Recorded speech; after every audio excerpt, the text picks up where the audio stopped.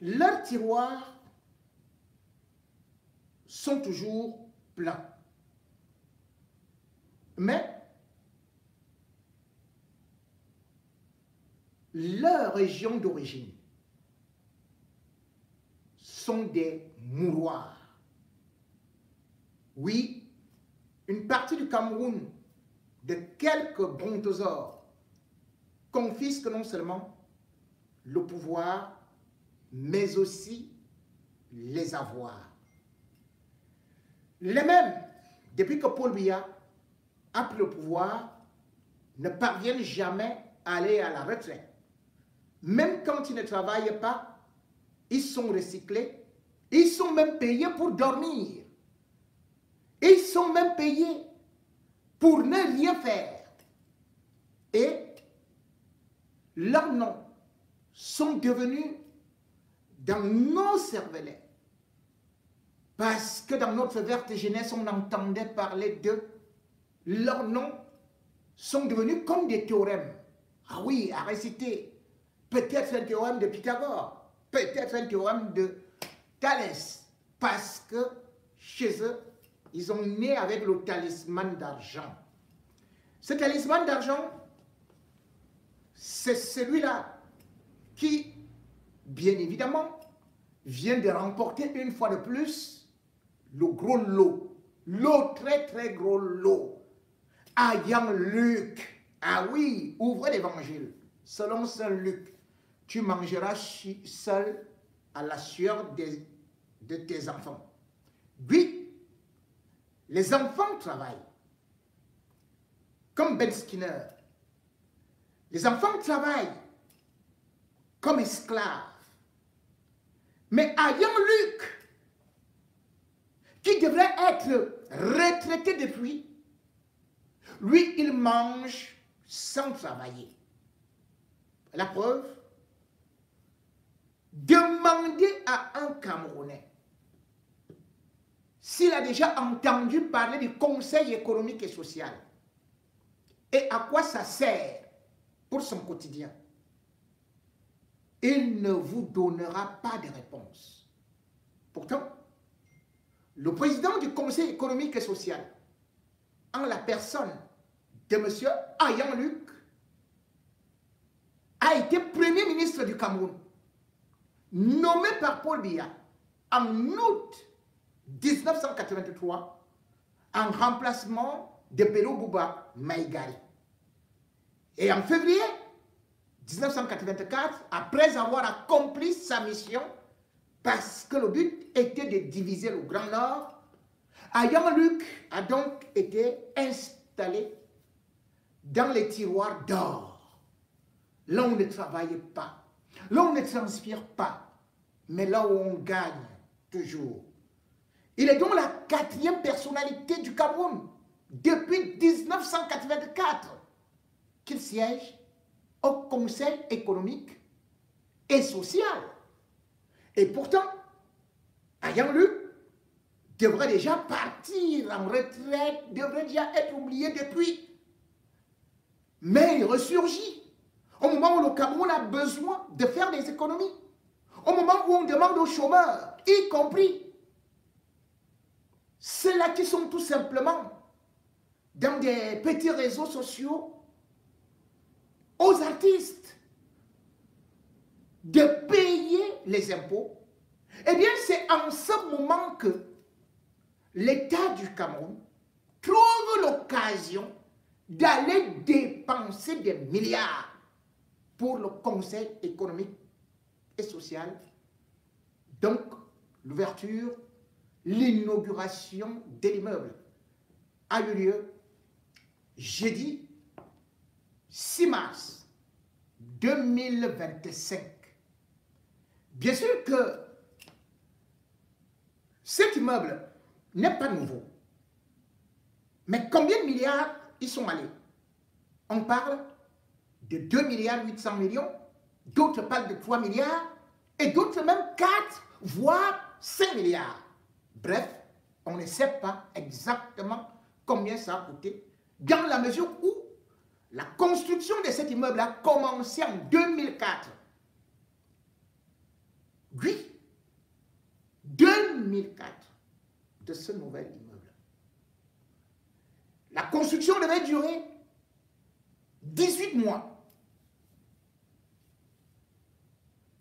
Nous sommes en 2025. C'est là donc où tous les ministres de la République vont à l'inauguration du Conseil économique et social, dont le rôle, fixé par Amadou Ahidjo à l'époque, était bien sûr de recevoir les propositions du président de la République. Donc, même pour faire la loi des finances, il fallait d'abord passer par le Conseil économique et social. Et le Conseil économique et social est aussi très important, dans la mesure où il était la cheville ouvrière de ce que l'on appelait alors les plans quinquennaux. Amadou Ahidjo avait mis en place des plans pour le développement de chaque région. Donc, le développement autocentré équilibré. Et pour cela, il y avait des plans quinquennaux, c'est-à-dire des programmes sur 5 ans. Dans les prochaines 5 années, voilà ce qu'on va construire, voilà ce qu'on va investir, voilà ce qu'on va produire. Tout était dans un calendrier et aucun ministre ne pouvait manquer la feuille de route. Faute de quoi? Prison. Relevé de ses fonctions. Il fallait donc des résultats concrets. Le Conseil économique et social avait donc un rôle majeur. Paul Biya arrive. Depuis 1986, c'est-à-dire que 2 ans après la nomination d'Ayang Luc, qui était son premier ministre, qu'il avait nommé premier ministre, le Conseil économique et social n'a plus jamais siégé. C'est-à-dire qu'Ayang Luc n'a plus jamais été sollicité. Il n'a plus jamais travaillé. Pourquoi? Parce que les plans quinquennaux ont été jetés dans la poubelle. Après, tout le reste, c'était tout simplement le FMI, la Banque mondiale, puisqu'il fallait aller vendre nos matières premières, il fallait prendre des crédits que le Cameroun n'avait pas. On nous a donc endettés. Et au lieu de fermer donc les bureaux du Conseil économique et social, on a dit, puisque Ayang Luc est de l'extrême nord, mieux on le maintient pour qu'il puise le bétail, pour qu'on l'utilise pour manipuler le bétail électoral de l'extrême nord. Voilà pourquoi Ayang Luc est là. Plus de 40 ans sur le même poste. Plus de 40 ans à ne rien faire. Plus de 40 ans à toucher de l'argent gratuitement. Et il n'est pas seul. Puisque le Conseil économique et social, alors qu'il ne servait plus à rien, depuis 2001, est passé des effectifs qui étaient 81 à 150. 150 personnes qui ne servent à rien. 150 personnes qui dorment chez elles. 150 personnes qui touchent des millions chaque mois, bénéficient du logement, bénéficient de l'eau, de l'électricité et des missions pour aller se reposer en France, en Allemagne, aller se soigner à l'hôpital américain, aller se balader avec des petites aux États-Unis, aller visiter Dubaï. Mais c'est le pauvre qui est harcelé parce qu'on dit qu'il faut payer. Mais pire, c'est que ces gens, ces membres du gouvernement qui sont là, c'est eux qui sont les premiers à traiter les opposants de véreux. Des véreux. C'est eux qui sont les premiers à dire que force à la loi. Or, qu'est-ce que la loi dit? Est-ce que la loi autorise Ayang Luc à rester sur un même poste de directeur général d'une société d'État pendant 41 ans, 42 ans. Non.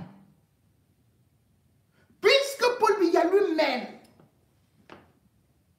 en juillet 2017, a sorti une loi pour limiter la durée des directeurs généraux des sociétés étatiques, donc des sociétés publiques ou parapubliques. Et au regard de l'article 80 de cette loi de juillet 2017, il est écrit en noir et blanc, et tout cela validé à l'Assemblée, promulgué par le chef de l'État Paul Biya. L'article 3, c'est à l'alinéa 3 de l'article donc 70, plutôt, article 70, alinéa 3, dit un directeur général, sa durée en fonction est de 3 ans. Est-ce qu'on est d'accord? 3 ans. Renouvelable 2 fois. C'est-à-dire que si on trouve que tu as été hyper compétent, tes résultats ont suivi, tu as fait des économies et surtout, tu as apporté non seulement des nouveautés, mais la rentabilité. C'était donc ça le contrat. On te renouvelle. C'est un contrat de performance. Ce qui signifie que même si tu vas produire 200% après, on te dit, ton mandat est terminé parce que tu as fait 3 ans et renouvelable 2 fois, donc plus 3, 9 ans. Aucun directeur général n'est donc autorisé de faire plus de 9 ans sur un poste.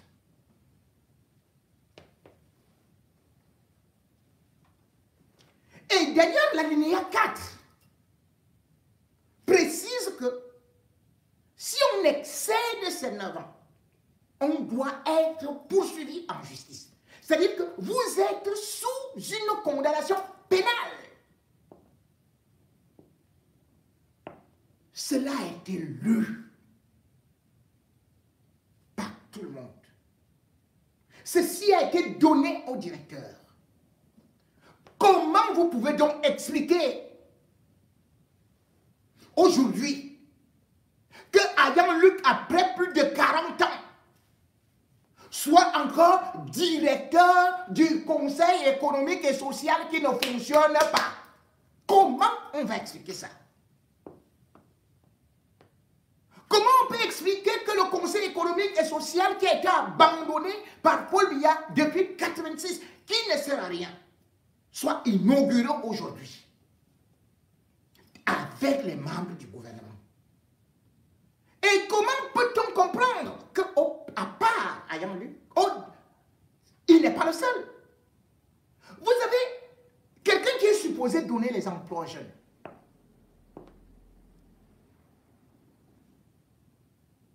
Parce qu'ici, on parle de Pôle emploi.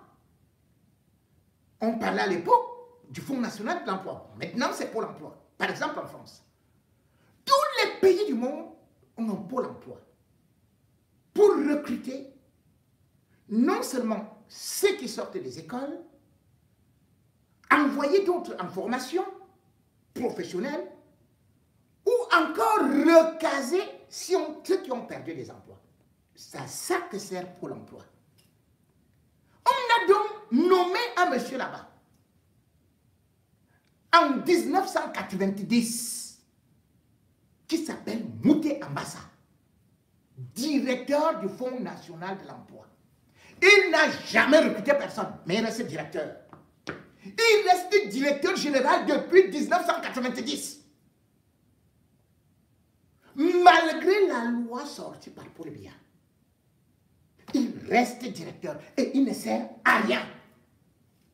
Il a le chauffeur, Que dis-je? Il a des chauffeurs, des gardiens, des maisons de service, un salaire de 30 millions de francs CFA par mois. Oui, il touche comme l'autre vieillard qui dort ici, à l'hôpital américain. C'est-à-dire le directeur général de notre société de pétrole qu'on appelle la Société de pétrole de Paul Biya, la SNH, la Société nationale des hydrocarbures. Vous vous rendez compte que Adolphe Moudiki est patron de cette société depuis 1993. Il est malade. Il bénéficie de tous les avantages. C'est l'État qui continue à payer tous ses frais médicaux. Son épouse l'a remplacé. Elle touche le salaire de directeur général, avec certainement un diplôme qu'elle est partie prendre ou en République centrafricaine ou au Tchad, on ne sait pas. Nathalie Moudiki. Son mari a un gros salaire, sans jamais travailler. Il réside à l'hôpital américain depuis des années, à Paris. Et la loi dit qu'il devrait faire tout simplement 9 ans. Mais il ne le fait pas. Au moment où je vous parle, 22 directeurs généraux au Cameroun sont hors la loi. Eux tous. Et ils ont déjà dépassé les 12 ans, 15 ans, 20 ans, 25 ans. Vous voyez le neveu de Biya. On continue à applaudir. Mokulu Mbondo. À la CNPS. Oh, il fait de bons résultats. Dans ce cas, vous ne mettez pas la loi. Vous ne mettez pas les garde-fous. Vous dites, on est nommé ministre à vie, on est nommé directeur général à vie, on est PCA à vie. Et comme ça, nous allons savoir que c'est comme ça. Mais vous ne pouvez pas dire à certains Camerounais d'attendre leur chance. Vous fabriquez les fêtes de la jeunesse le 11 février. Mais tous les postes sont confisqués par des vieux qui ne veulent jamais aller en retraite. Et vous continuez à les engraisser pour qu'eux-mêmes aillent tout simplement donner des miettes à des jeunes parfois inconscients ou affamés ou alors complètement en état d'ivrognerie avancée, à qui on donne juste des t-shirts, 2000 francs ou 1000 francs, et puis ils commencent à chanter Paul Biya. Voilà pourquoi ils maintiennent des vieillards comme Ayan-Luc. Ayan-Luc. Mais c'est les autres qui doivent payer.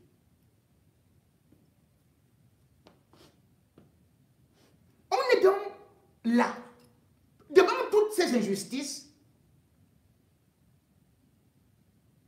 que nous-mêmes nous constatons.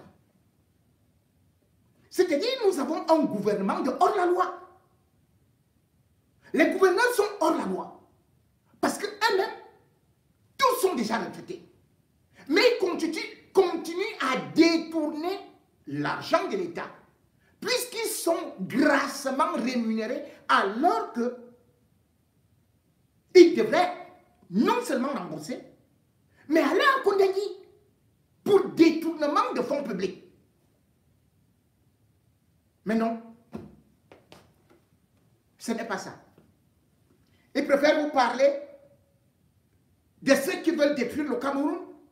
Ils préfèrent vous choisir à la fois. Non seulement ils choisissent les membres du gouvernement, mais ils choisissent dans chaque région, dans chaque département, un fainéant, un vieillard, croulant, qui est là uniquement pour essayer de maintenir un régime qui, en tout et pour tout, n'a semé que la division, la haine, les guerres, la misère. Rien que ça que le régime Paul Biya a pu s'aimer. Rien n'a été recyclé. Enfin, rien n'a été renouvelé. Tout a été recyclé, recyclé, recyclé. À quel moment les jeunes vont donc travailler? À quel moment ils auront leur chance? À quel moment ils vont acquérir l'expérience? À quel moment pourront-ils aussi bénéficier de ces avantages, comme le dit toujours l'article 2 des décrets de Paul Biya? Vous voyez donc,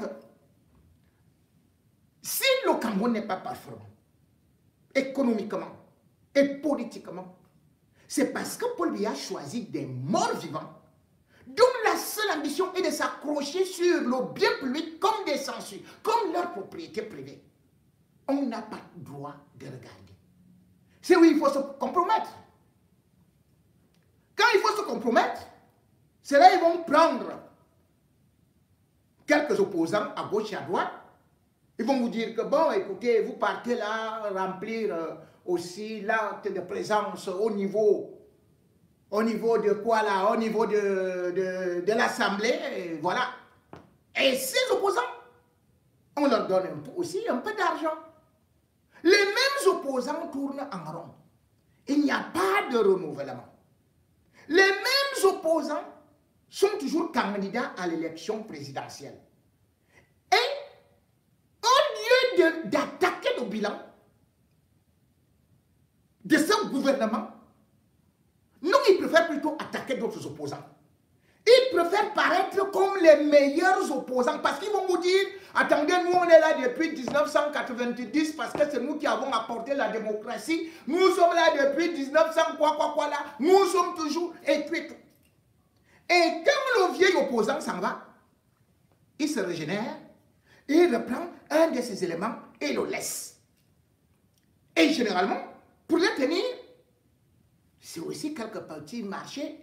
Et quand l'élection arrive, c'est eux qui viennent là pour valider cette élection-là. Nous sommes donc dans une société qui ne regarde que l'argent. Que l'argent. Regardez d'ailleurs pour être même candidat à l'élection présidentielle au SDF. On a demandé une caution de combien? 50 millions, c'est-à-dire il faut être à Yann-Luc. Qui peut payer une caution de 50 millions? Qui? Dans un pays où le SMIC est à 36 000, qui va payer cette caution-là? C'est toujours le gouvernement qui parfois fait donc ça, vous dit que bon, nous on ne veut pas voir quelqu'un d'autre là. C'est vous qui devez rester là. Puis on vous donne ceci et cela. Et ce sont ces opposants-là qui ont terriblement affaibli l'opposition. À l'époque, rendez-vous compte, le SDF a terrassé Paul Biya parce qu'il jouissait encore d'une certaine virginité. Parce qu'il a fait rêver le peuple. Parce que le peuple voulait le changement. Mais regardez maintenant ce qu'est devenu ce parti. Regardez ce qu'est devenu le SDF. Le SDF soulevait des foules. Mais, au lieu de se reconstruire de l'intérieur, on préfère maintenir les mêmes qui ont échoué. Vous vous rendez compte? Vous vous rendez compte que je sois aussi a obtenu 3% à l'élection présidentielle. 3. Ça veut dire, à la fin de l'année là, vos enfants là vont rentrer avec des bulletins. Et on va vous présenter un bulletin où il y a 3 sur 100. 3 sur 100. Prenons même 3 sur 20. Prenons même 3 sur 10. Si vous êtes un parent, vous lui donnez les cadeaux de Noël, n'est-ce pas? Vous le récompensez avec de nouvelles voitures, n'est-ce pas? Vous dites, mon fils continue, va de l'avant. applaudi, n'est-ce pas? C'est-à-dire que votre fils, à l'époque, avait dans le même examen 36% malgré le fait que le professeur voleur ait retiré 4 de ses points pour faire passer son fils devant. C'est-à-dire que Paul Biya.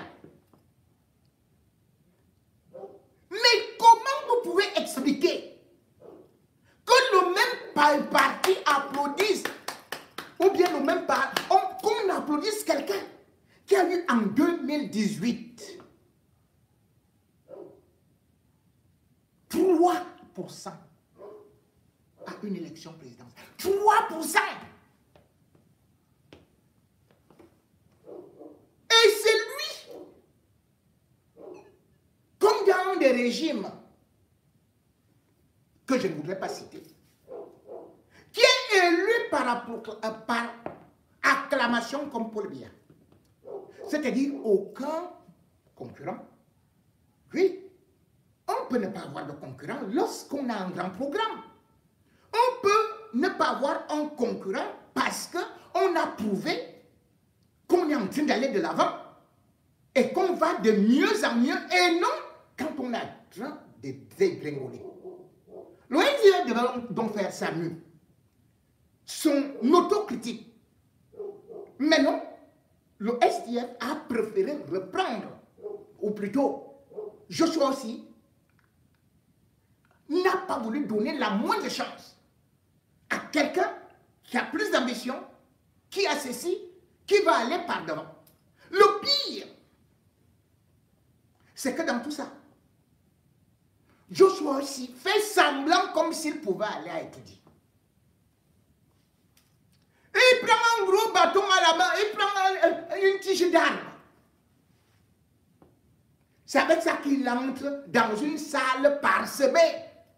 Quand vous vous rappelez que lorsque le SDF tenait un meeting, le stade Omnisport à Madouaïdjo était noir de monde.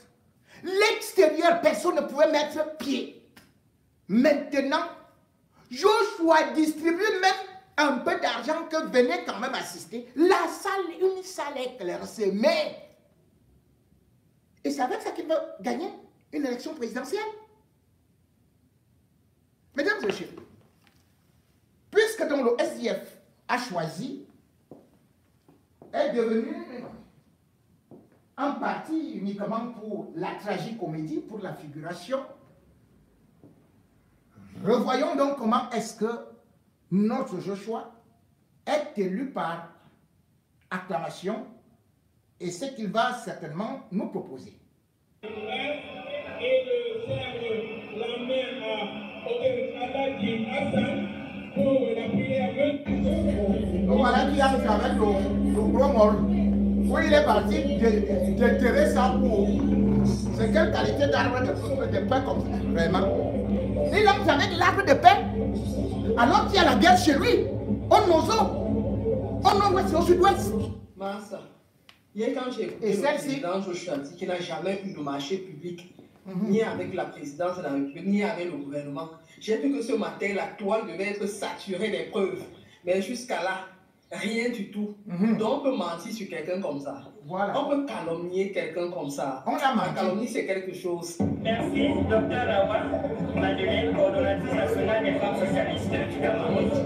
Chacun de la région Château du Cameroun. Je vais occuper pour vous amis, et par le Adama Aminfou, Zinda histoire de ST Provinda John Kadonda et beaucoup d'Ibani, Minon Maobero et un Cameroun fou, des socialistes démocratiques front. À la fin de cette matinée très déjà colorée, nous attendons de découvrir avec le monde entier qui sera le candidat choisi par le SDF.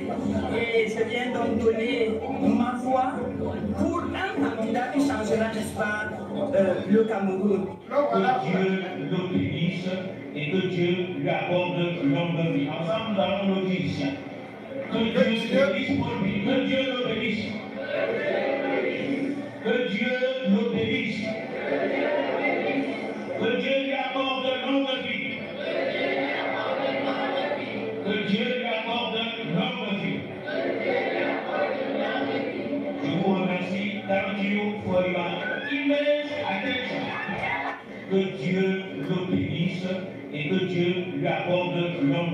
ensemble dans nos notices.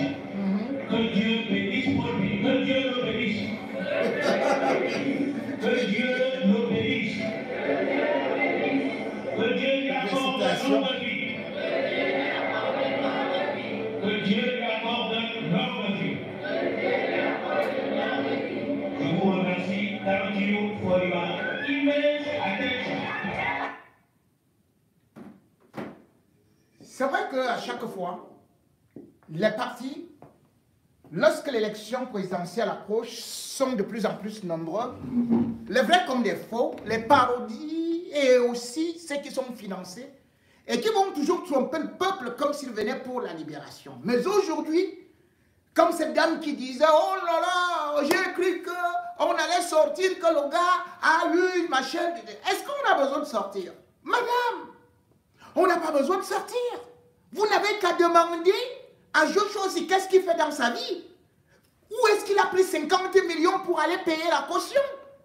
Quand on vous dit, par exemple, qu'il loue les avions au président Paul Biya et qu'il sera le premier, bien évidemment, en 2025, en octobre, à aller dire, avant même l'élection, que Paul Biya est déjà élu.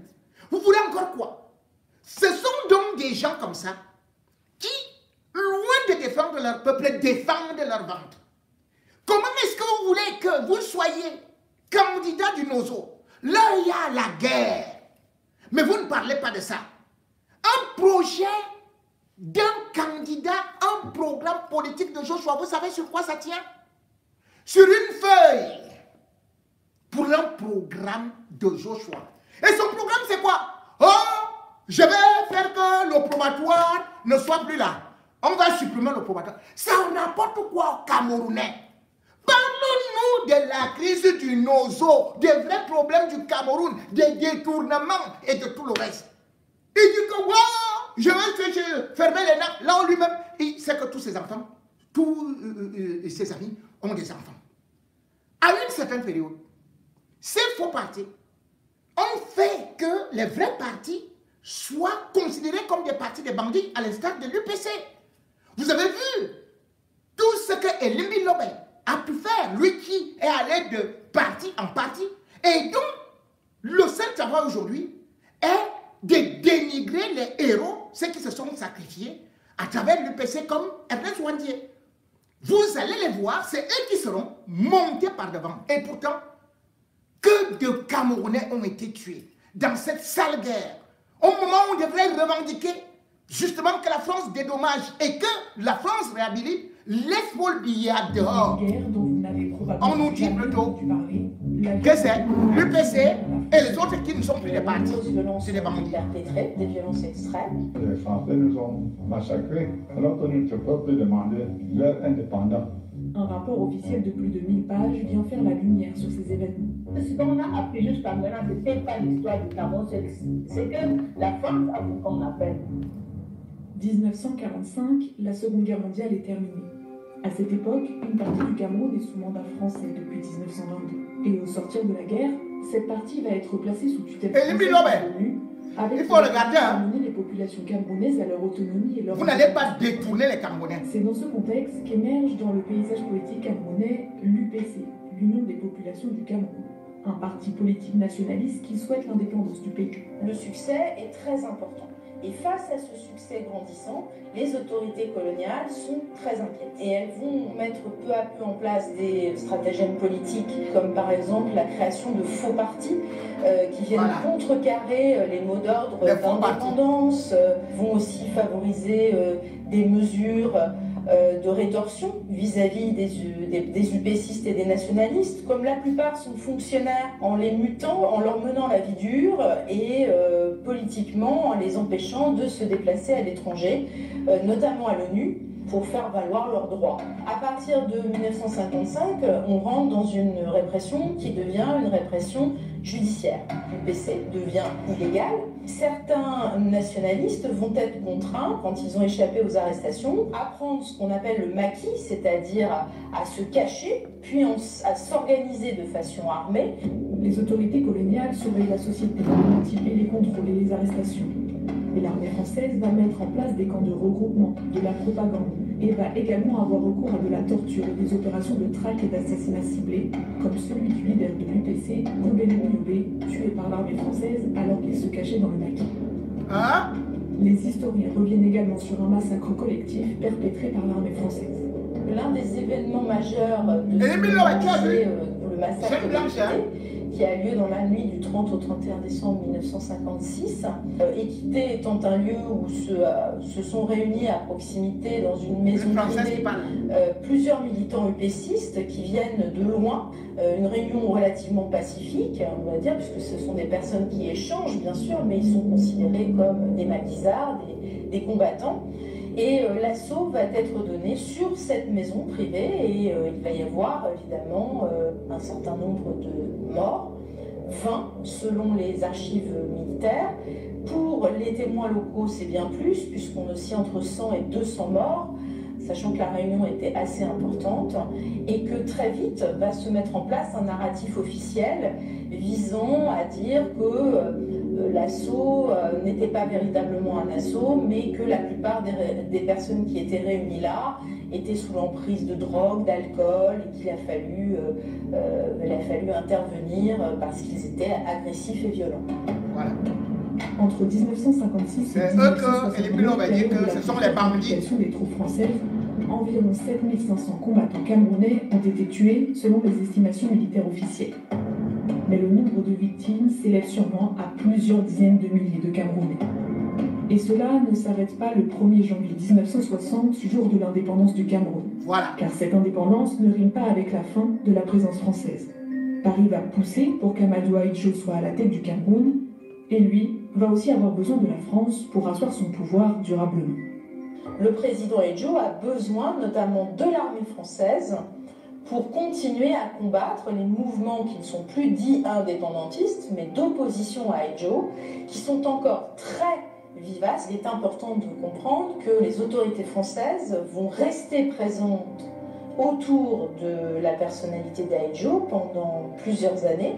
Ce rapport, qui fait la lumière sur ces événements qui se sont déroulés jusqu'en 1971, a été rendu au président français et camerounais en janvier 2025.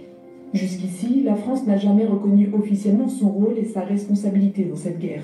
C'est d'ailleurs l'une des recommandations des historiens. Nous sommes des historiens, nous avons fait notre part du travail, nous attendons maintenant que les politiques fassent la leur. Merci.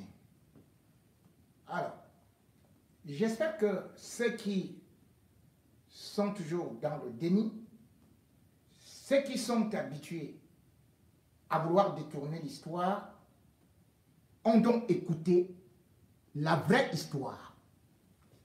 Cette histoire qu'on cherche à nous fabriquer maintenant sur des plateaux de télé du Cameroun, où on nous fait comprendre qu'en fait, ce n'étaient pas des nationalistes, c'était des bandits qui étaient là pour acheter des terrains, pour arracher des terrains, pour violer, pour faire ceci.